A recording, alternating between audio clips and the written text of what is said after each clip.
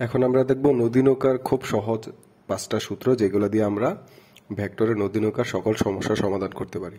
তো নদী নৌকার ক্ষেত্রে আমরা যদি দেখি আমাদের একটা নদী আছে, নদীর মধ্যে তার যে স্রোত আছে, স্রোতের বেগ কত? ইউ। তাহলে আমরা বলবো ইউ, এটা স্রোতের বেগ। এবং এর মধ্যে যদি একটা নৌকা ভি বেগে চলে তাহলে আমরা ভি বলতে পারি কি? ভি আমাদের নৌকার বেগ। এখন সে ভি বেগে কি করতেছে? আলফা কোণে চলতেছে। তাহলে আমরা বলতে পারি আলফা কি? আলফা হলো যে নৌকার যাত্রা কোণ। এবার একটা নৌকা যদি ভি বেগে আলফা কোণে যাত্রা করে, অবশ্যই যেদিকে যাত্রা করবে সে ওইদিকে পৌঁছাবে না, সে পৌঁছায় লব্ধি আর বরাবর। তাহলে এই আর কি? আর হলো তার লব্ধি, যে বরাবর অ্যাকচুয়ালি নৌকাটা পৌঁছায়। এবং এখানে থিটা হলো কি? লব্ধি আর এর কোণ, যেটাকে আমরা বলতে পারি পৌঁছানো কোণ থিটা। এবার আমরা যদি দেখি ভি, এটা আমাদের কি করতেছে? এক্স অক্ষের সাথে আলফা ডিগ্রি কোণ উৎপন্ন করতেছে, বা স্রোতের দিকের সাথে আলফা কোণ উৎপন্ন করে। তাহলে এই ভি এর দুইটা উপাংশ আমরা নিতে পারি। একটা উপাংশ নিতে পারি আমরা স্রোতের দিকে, যেটাকে আমরা বলতে পারি ভি কজ আলফা, এবং আরেকটা নিতে পারি আমরা নদীর প্রস্থ বরাবর, যেটাকে আমরা বলতে পারি ভি সাইন আলফা। এবং নদীর প্রস্থ কত দেয়া আছে? ডি। তাহলে আমরা বলতে পারি নদীর প্রস্থ বা প্রশস্ততা কত? ডি। তাহলে এবার এই সমস্যার মধ্যে বা এই নদীর এই টার্মগুলো যদি আমরা বুঝতে পারি তাহলে এগুলো দিয়ে আমরা কি কি সমস্যার সমাধান করতে পারি। সবার প্রথমে আমাদের যে সূত্রটা এখানে প্রয়োজন হবে, যে নৌকাটা যে চলবে, নৌকার লব্ধি বেগের মান কত হবে। তাহলে লব্ধি আর ইজ ইকুয়াল টু আমরা কত জানি? সামান্তরিকার লব্ধি অনুযায়ী আমরা লিখতে পারি আর is equal to u square plus v square plus 2uv cos alpha. এটা হবে আমাদের লব্ধির মান। এবার এখান থেকে আমরা লব্ধির দিক বের করতে পারি। তাহলে লব্ধির দিক tan theta is equal to কত আসবে? আমরা লিখতে পারি tan theta is equal two হবে, এখানে লম্বের মান কত? V sine alpha. আর আমাদের ভূমির দিকে কি আছে?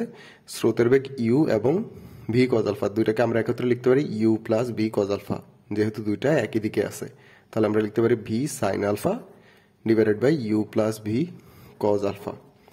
তারপর তৃতীয়ত আমরা বলতে পারি যে কোনো একটা নৌকা যদি কখনো লম্বভাবে বা সরাসরি পৌঁছায়, অর্থাৎ থিতার মান যদি কয় ডিগ্রি হয়? 90 ডিগ্রি হয়, তাহলে আমরা ট্যান থিতার মান কত বসাবো? যে tan 90 is equal to v sine alpha divided by u plus v cos alpha. আর এটাকে যদি আমরা সলিউশন করি, ট্যান 90 এর মান কত? 1/0 লিখতে পারি আমরা।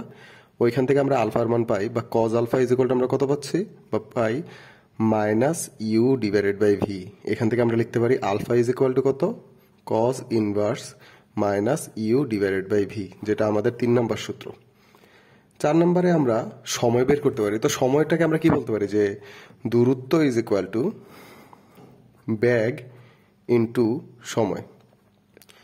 এখান থেকে আমরা যদি বলি যে তার উলম্ব দূরত্ব কত, সে যখন নদীর এই পার থেকে ওই পারে পৌঁছায় তার উলম্ব দূরত্ব নদীর প্রস্থের সমান, সুতরাং আমরা বলতে পারি ডি ইজ ইকুয়াল টু প্রস্থ বরাবর ব্যাগের মান কত দেয়া আছে? ভি সাইন আলফা, সুতরাং ভি সাইন আলফা ইন্টু সময় কত? টি।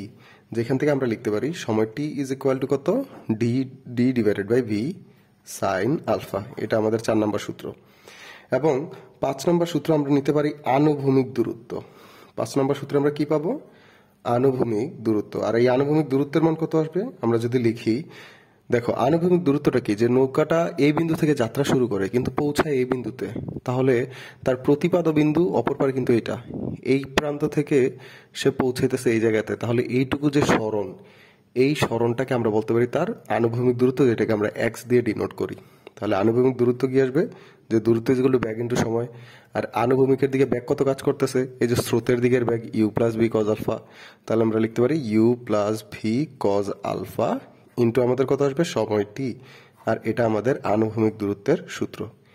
এই যে 1 2 3 4 5, এই 5টা সূত্র দিয়ে আমরা নদী নৌকার সকল সমস্যা সমাধান করতে পারবো।